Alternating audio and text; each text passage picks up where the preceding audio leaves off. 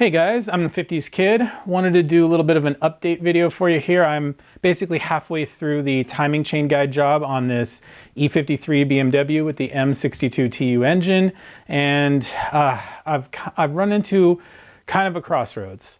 I'm a little bit upset actually. I was pissed off for a couple of days, and I've given it a little time to kind of calm down. Now I'm just sort of disappointed, resigned. Anyway, let me show you what I'm talking about. So as you see, I am basically halfway through the job. I got the whole engine torn down. The way I was shooting this was I was shooting a couple of hours at night after work during the week, and I was just, getting in the hours, and then I finally, after I got it down to this point, that's when I took the memory card in and started to review the footage, and that's when my heart sank, because every shot had this strobing effect in it, which is really super annoying. It's super annoying to watch, especially if it's going to be like an hour-long video or however long these videos are going to be.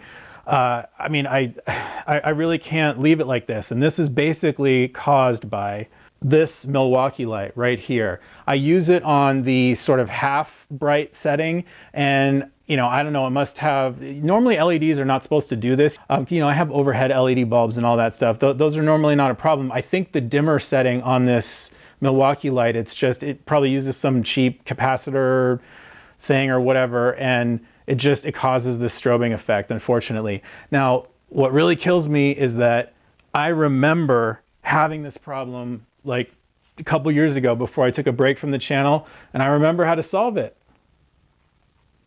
There, just manually set my shutter speed. I remember that this is how I would shoot all videos now. And I just forgot, I had forgotten like a lot of things after the 2-year break that I took from this channel, all these little things that I just didn't remember. I honestly kind of forgot how to edit a little bit when I put that first video together a couple weeks ago. So yeah, unfortunately, I think that means that all of the footage that I took with that strobing effect is just useless. I mean, it's super annoying to have to watch like a potentially hour-long video like that. So I don't want to put out the video like that. Unfortunately, I think I have to just reassemble this engine and shoot the whole disassembly all over again, which sucks. I was really pissed off at first, to be honest with you, but I think I've kind of resigned myself to it, because honestly, taking apart the front of the engine went okay. All that stuff is kind of straightforward. You're just kind of removing water pump, you're removing crankshaft pulley, and you're removing some timing covers and all that stuff, getting some wiring out of the way. That all went fine. The real problem I encountered was like up here, getting the valve covers off.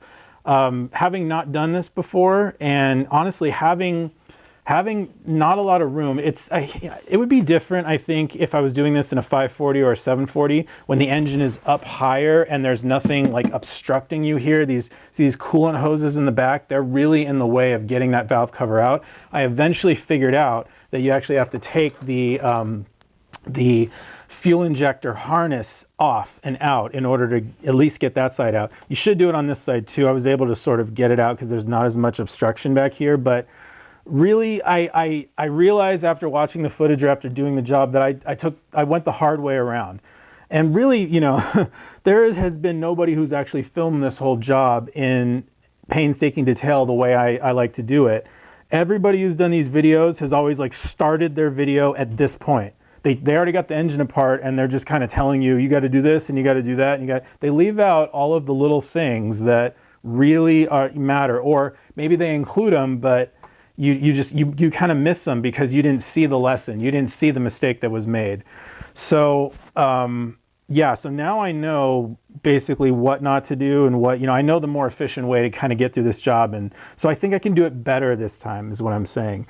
So that actually it's kind of a good thing that I'm going to reshoot this, to be honest with you. And as if matters needed to be worse, I've been having wrist pain this whole week. I woke up with it, I think on Monday or Tuesday or something like that, and it was really bad. I couldn't lift anything. I couldn't bend up this way or down this way without pain. And it sucked, because I think what it is I've just been I've been doing too much lately. You know, I've been lifting weights. I've been riding my bike 5 days a week. I'm up to 12 miles a day at this point, just trying to get healthy again. You know, I've lost 20 pounds so far, which is great.